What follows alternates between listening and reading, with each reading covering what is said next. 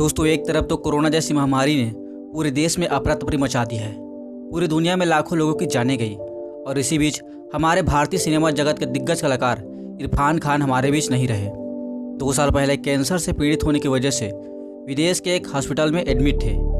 2019 में कैंसर का इलाज करवाकर भारत आए थे। उनकी आखिरी फिल्म अंग्रेजी मीडियम है, जो कि हाल ही में रिलीज हुई। वे अपनी आखिरी फिल्म का प्रमोशन भी नहीं कर पाए थे। उन्होंने एक ऑडियो रिकॉर्ड कर फिल्म का प्रमोशन किया था और अपने स्वास्थ्य के बारे में जानकारी दी थी। 22 अप्रैल 2020 को उनके स्वास्थ्य बिगड़ने के बाद उनको मुंबई के कोकिलाबेन धीरूभाई अंबानी हॉस्पिटल के आईसीयू में एडमिट कराया गया था और आज 29 अप्रैल 2020 को इस दिग्गज कलाकार ने इस दुनिया से विदा लिया। तो चलिए दोस्तों, इरफान खान की कहानी से कुछ सीखने का प्रयास करते हैं। इरफान खान का जन्म 7 जनवरी 1967 को जयपुर राजस्थान में हुआ था। इनका पूरा नाम साहबजादा इरफान अली खान है। उनके माता पिता टोंक जिले के पास खजुरिया गांव से थे। उनके पिता यासीन अली टायर का कारोबार चलाते थे और उनकी मां सईदा बेगम घरेलू काम किया करती थी। उन्होंने अपना बचपन टोंक तरह जयपुर में बिताया। जयपुर में उन्होंने स्कूली शिक्षा प्राप्त की और जयपुर के ही कॉलेज से स्नातक किए। इरफान पढ़ाई में जितने एक्टिव थे उतने एक्टिव खेलकूद में थे।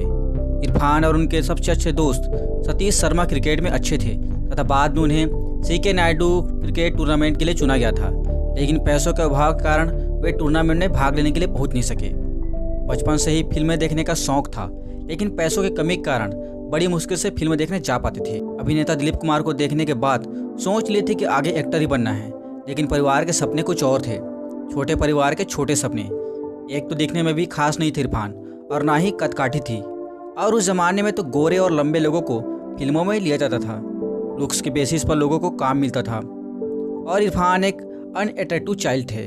जब इरफान 19 साल के थे, इसी समय इनके पिता का देहांत हो गया था। अब परिवार की पूरी जिम्मेदारी इरफान पर आ गई थी, क्योंकि वे बड़े बेटे थे, लेकिन फिल्मों में भी जाना था और घर की जिम्मेदारियों से भी भाग नहीं सकते थे। तब उनके छोटे भाई ने कहा कि भाईजान आप जाओ, मैं सब संभाल लूँगा।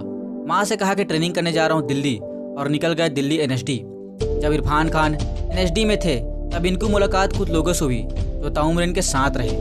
NSD में ही इनकी मुलाकात इनकी फ्यूचर वाइफ सुतापा सिकदर से हुई और दिग्मांशु धूलिया से भी इनकी मुलाकात NSD में हुई थी। इरफान NSD में कुछ खास नहीं थे, हमेशा उनको साइड रोल ही मिला करते थे, लेकिन उनके दोस्त दिग्मांशु धूलिया को उनके ऊपर यकीन था। फाइनली आते आते इरफान की एक्टिंग काफ़ी इम्प्रूव होने लगी। अब उनको लीड रोल मिला करते थे। एक दिन NSD में मीरा नायर आई। अपनी फिल्म सलाम बॉम्बे के लिए उन्होंने इरफान खान को चुन लिया। इरफान खान बहुत खुश हुए थे, क्योंकि उनका सपना पूरा होने वाला था। लेकिन जब ये मूवी करने गए तब इनका रोल काट दिया गया। 2 महीने के वर्कशॉप के बाद इनको वापस भेज दिया गया। NSD से पढ़ाई पूरी करने के बाद इनको गोविंद नहलानी का कॉल आया, जो कि प्रोड्यूसर हैं। उन्होंने इरफान को फिल्म में काम करने का ऑफर दिया और मुंबई बुलाया। इरफान मुंबई में एक किराए के कमरे में रहते थे, लेकिन कहते हैं ना, मुंबई सबका टेस्ट लेती है, इसलिए इतनी आसानी से तो इनको फिल्म नहीं मिलने वाली थी।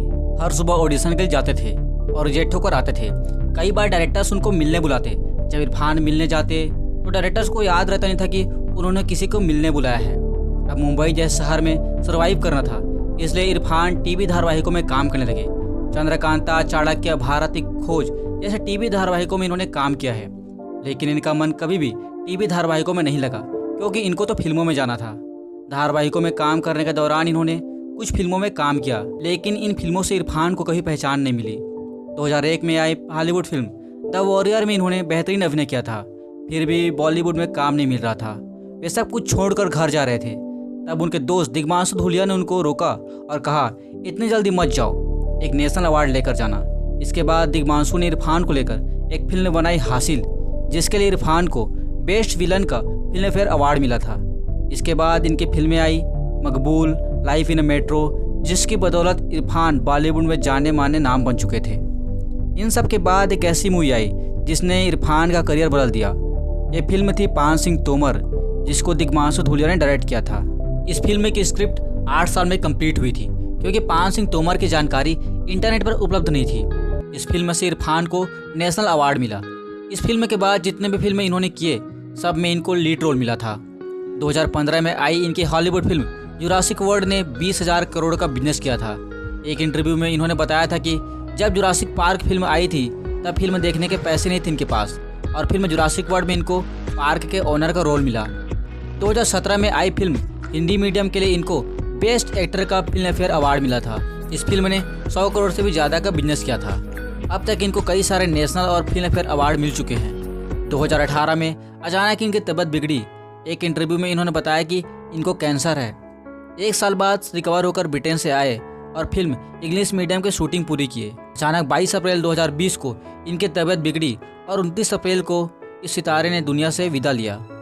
इरफान खान ने अपनी एक्टिंग से लोगों के दिलों में जो जगह बनाई है उनकी जगह कोई नहीं ले सकता। आप कल भी थे, आज हैं और कल भी रहेंगे। थैंक यू सर, आज तक हमें एंटरटेन करने के लिए।